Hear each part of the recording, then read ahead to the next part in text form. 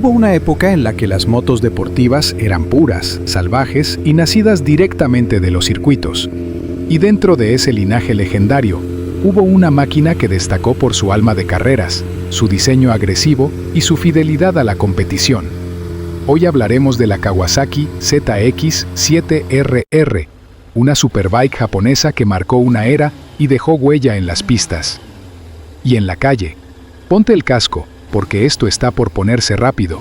La Kawasaki ZX-7RR, también conocida como Ninja ZX-7RR o ZX-7R Race Replica, fue una versión especial de la ya popular ZX-7R.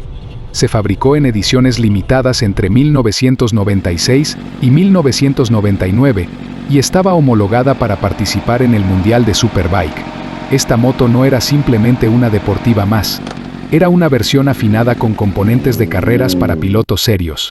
Desde fábrica, traía muchas mejoras respecto a la ZX-7R estándar, y por eso hoy es tan valorada por coleccionistas y puristas. La ZX-7RR no era una moto común. Desde el primer momento en que te acercabas a ella, sabías que algo especial estaba frente a ti. No solo por el clásico color verde racing de Kawasaki o su postura amenazante, sino por todo lo que escondía bajo ese carenado afilado. En su corazón latía un motor tetracilíndrico en línea de 749 centímetros cúbicos, de esos que aún respiraban a través de carburadores. Pero no cualquier carburador. Esta bestia montaba un sistema de alimentación Keihin FCR de 39 milímetros, típicamente reservado para las motos de competición. Eso ya te decía mucho. Tenías que tener mano fina para dominarla, pero si sabías cómo hacerlo, respondía con furia a cada milímetro del acelerador. Desarrollaba alrededor de 120 caballos de fuerza, pero lo importante no era solo la cifra, sino cómo entregaba esa potencia, alta en el rango, agresiva, lista para ser explotada en circuito. Y eso se complementaba con una caja de 6 velocidades de relación cerrada, diseñada para mantener al motor siempre en su punto óptimo, ideal para atacar curvas y acelerar con fuerza a la salida. Kawasaki no se detuvo ahí. Sabía que una verdadera moto de carreras no solo necesita potencia, necesita control. Por eso equiparon a la ZX-7RR con una horquilla invertida totalmente ajustable, que permitía afinar la compresión, la extensión y la precarga como en una moto de carreras real.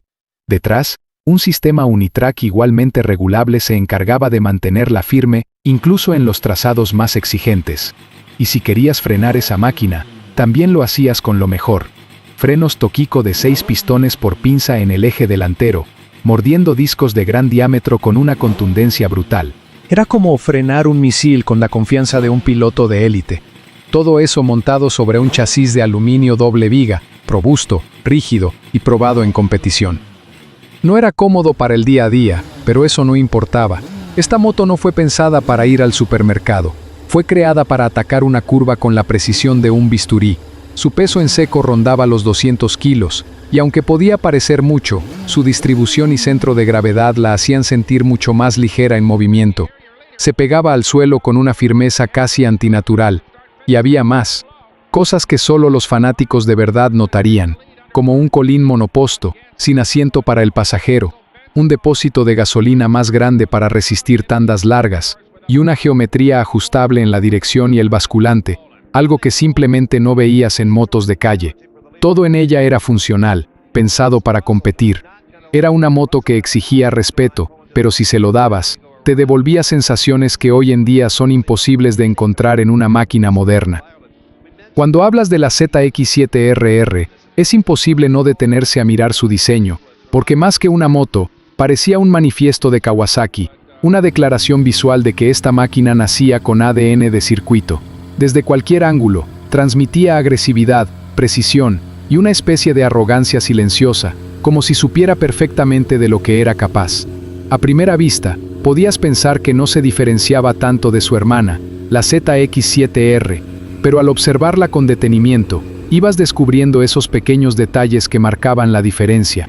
El carenado, aunque compartía forma general, era más limpio, más funcional, eliminaba lo innecesario, porque aquí cada pieza tenía un propósito. El colín trasero, afilado y sin asiento para pasajero, te recordaba que esta no era una moto para pasear con alguien más.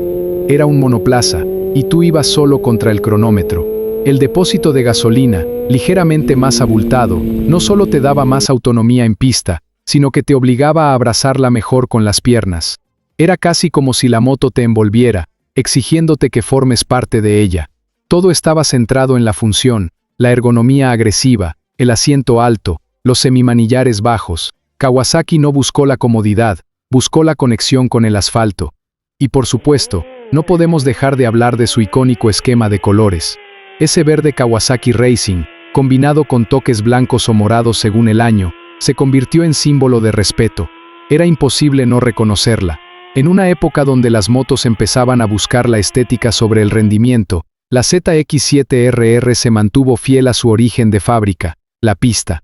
Ahora, si retrocedemos en el tiempo y miramos cómo evolucionó la saga ZX7 hasta llegar a la versión RR, encontramos una historia de compromiso. La línea comenzó a finales de los 80, cuando Kawasaki entró de lleno al mundo de las superbikes con las primeras ZX7. Eran motos potentes, sí, pero sobre todo resistentes. La marca entendió rápidamente que para ganar carreras necesitaba más que velocidad, necesitaba equilibrio, precisión y durabilidad. Durante los primeros años, la ZX7 fue puliendo su diseño, pasando de formas cuadradas y robustas a líneas más aerodinámicas, pero siempre manteniéndose agresiva. A mediados de los 90, justo cuando las carreras se volvían más técnicas y los reglamentos más estrictos, nació la ZX7RR, una versión perfeccionada, construida en menor cantidad, con especificaciones hechas a medida para homologar su uso en el Mundial de Superbike. Lo curioso es que, mientras otras marcas empezaban a redondear sus diseños, buscando lo que hoy llamaríamos una silueta amigable, Kawasaki hizo lo contrario. La ZX7RR se mantuvo afilada, musculosa, imponente, como si no le interesara gustar, sino rendir. Y eso la convirtió en un ícono.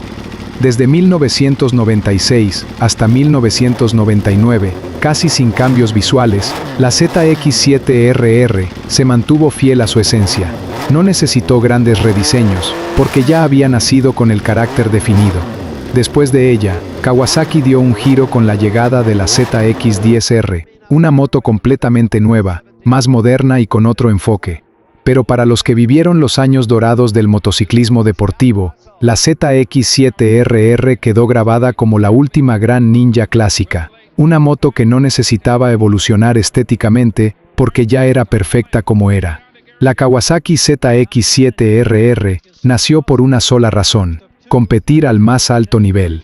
No era una moto de calle que terminó en la pista, fue una moto de pista que, por homologación, también podías tener en tu cochera. World Superbike. Para entender su historia, tenemos que retroceder a los años 90, cuando el Campeonato Mundial de Superbikes era una de las máximas expresiones del motociclismo competitivo. Kawasaki ya había estado presente desde el inicio del campeonato en 1988 con su línea ZX7.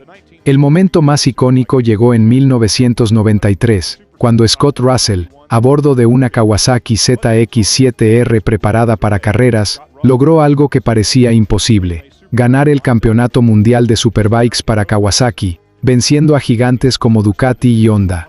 Fue un año dominante para Kawasaki, y el éxito de esa moto motivó a la marca a lanzar, en 1996, la versión de calle inspirada directamente en la moto de carreras, la ZX7RR.